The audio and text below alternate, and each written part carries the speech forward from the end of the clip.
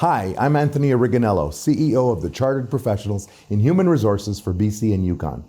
We represent more than 8,000 members, and as the organization dedicated to advancing the HR profession through education, advocacy, awareness, professional development, as well as our recognized and impactful CPHR designation, we are proud to be a sponsor of this show. We have been the voice of the HR profession since 1942. Learn more about us at cphrbc.ca. In this episode of Careers That Matter, I'm joined by Thomas Codrington, the British consul-general in Vancouver. Thomas, welcome. Thanks for having me. You know, people hear consul-general, I think that you're here representing the government of Britain. Mm-hmm. But what specifically is your job? Gosh, that's a great question. My job is very varied. So Consul General is a grand title. It essentially means UK representative. So I'm a career diplomat. I've been doing this now for 11 years. I've been in BC for 3.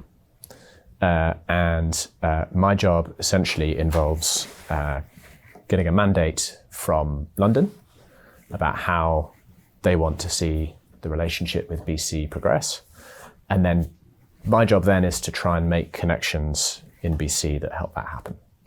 So top of my list is try and create some shared economic growth, some win-wins between BC and the UK for the economy. So I spend a lot of my time trying to help Canadian businesses to understand the UK so they can do business there, help UK businesses understand how BC operates so it's easier for them to do business here. I also work on science and technology partnerships. So I go around the different universities in BC and meet researchers and try and work out where what they're doing might connect with some of the research that we're doing. And I do a whole bunch of political, First Nations, and other kinds of relationship building. So I get to meet lots of really interesting people and understand what their priorities are, and then try and work out how those might connect to the UK's priorities and how we can support each other.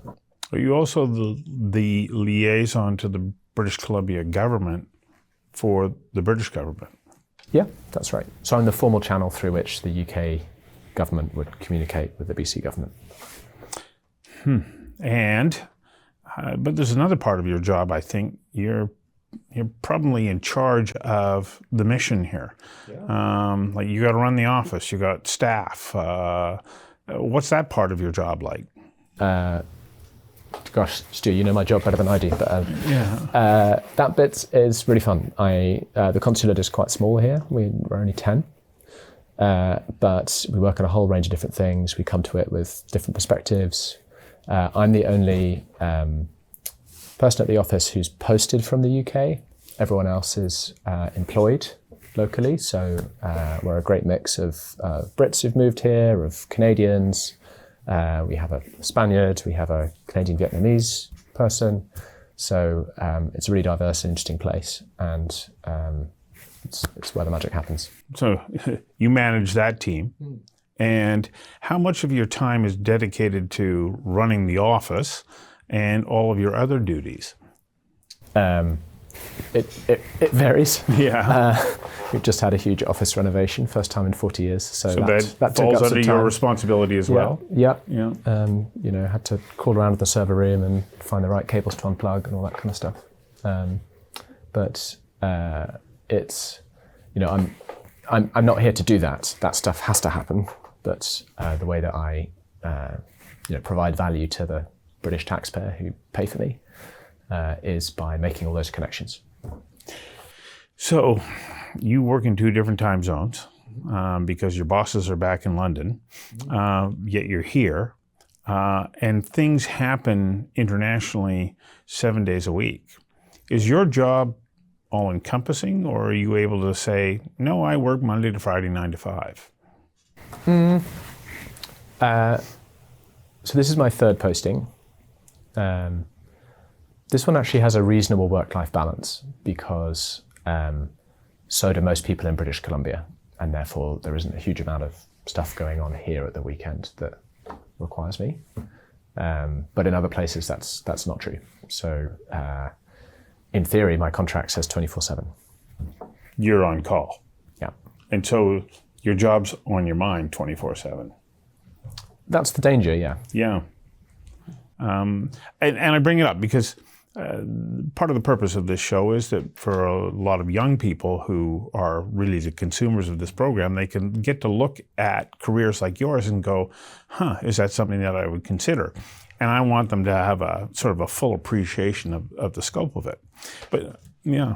Well, I mean, what I do is government work, so it's reasonably exposed and can be quite high profile and stressful.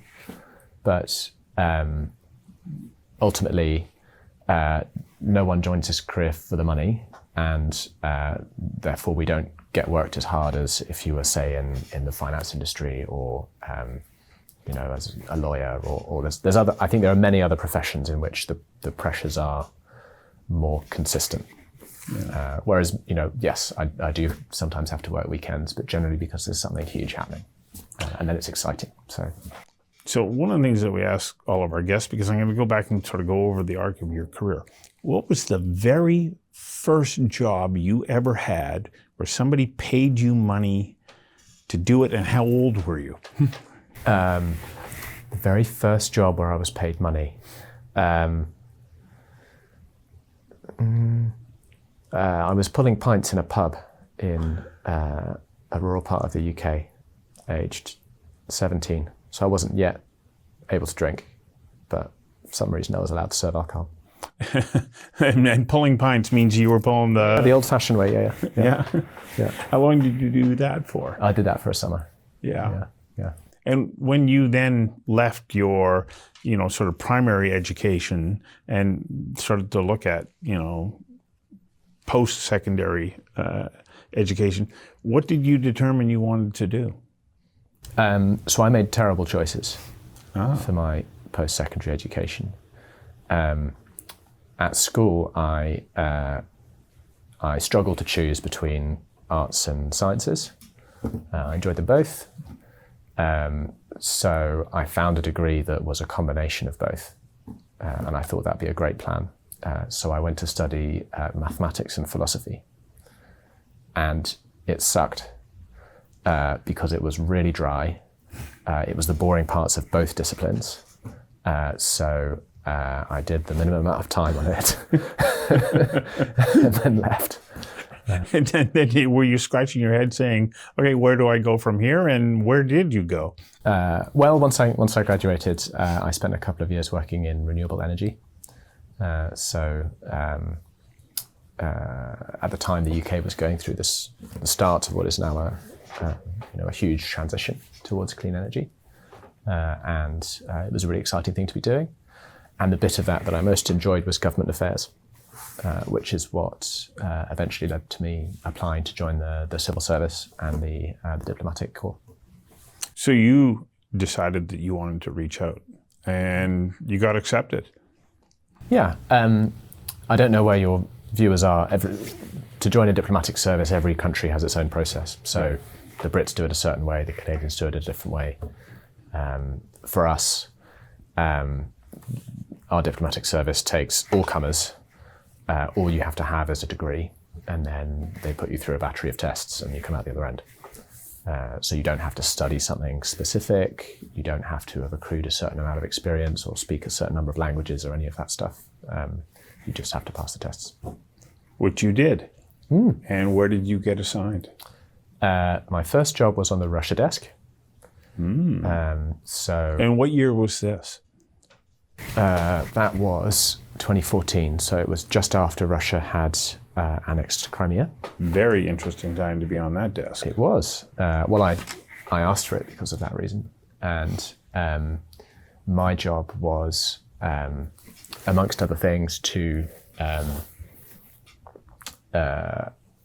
look after how the Russian embassy in London might behave. So we'd already had the Litvinenko incident. We hadn't yet had the Skripal incident. So it was a really interesting file, and my kind of my highlight of my first year was being accused in the press of breaking international law by the Russian embassy. So I have that framed in the loo. Did that case go anywhere? Didn't know. It was just a press release. But, Yeah. that was fun. So after the Russia desk, where'd you go? So after the Russia desk, I did a kind of project-based role for about a year and a half. So I worked on China, I worked on human rights, I worked on kind of machinery of government, and then my first posting was to Tunisia, and I was there just after the Sousse attacks.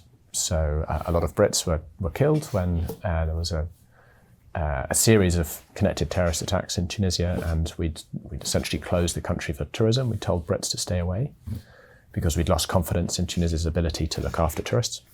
So my job was to try and help them to build the capability they needed to reopen. It must have been unsettling times. Tunisia is a lovely place. Yeah. It was actually a great posting, I'd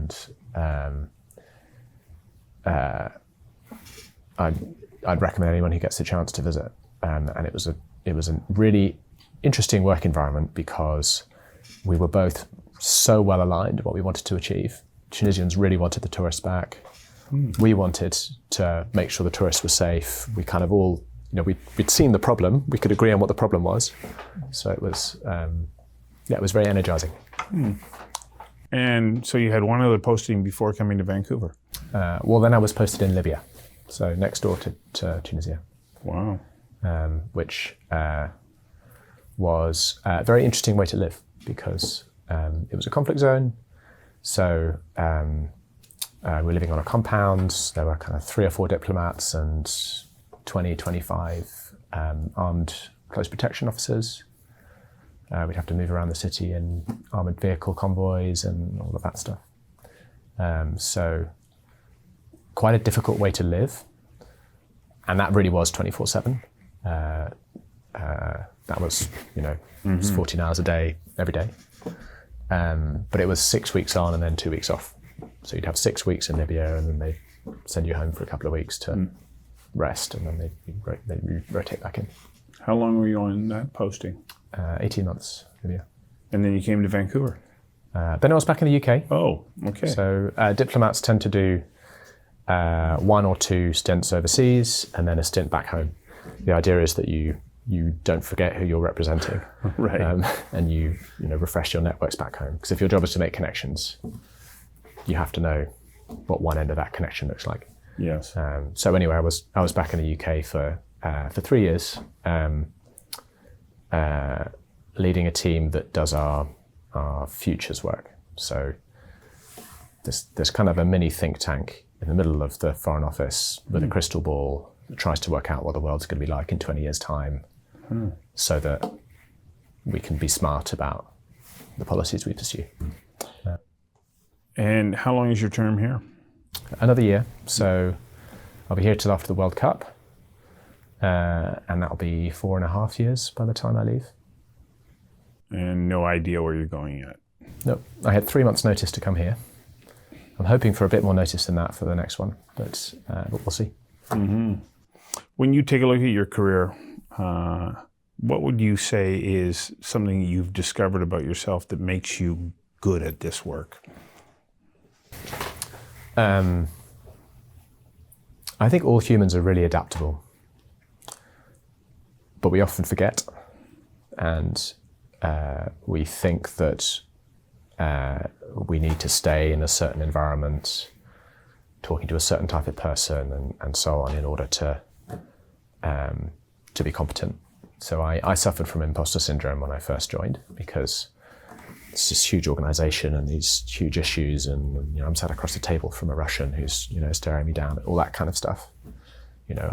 Why am I here, and what do I bring to that?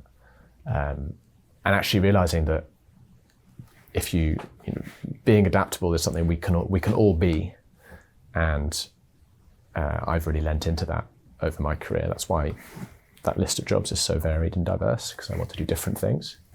And each time I felt like I've been able to adapt better to new situations. It's a good trait to have. Thanks for giving us a glimpse into your current job and your career path.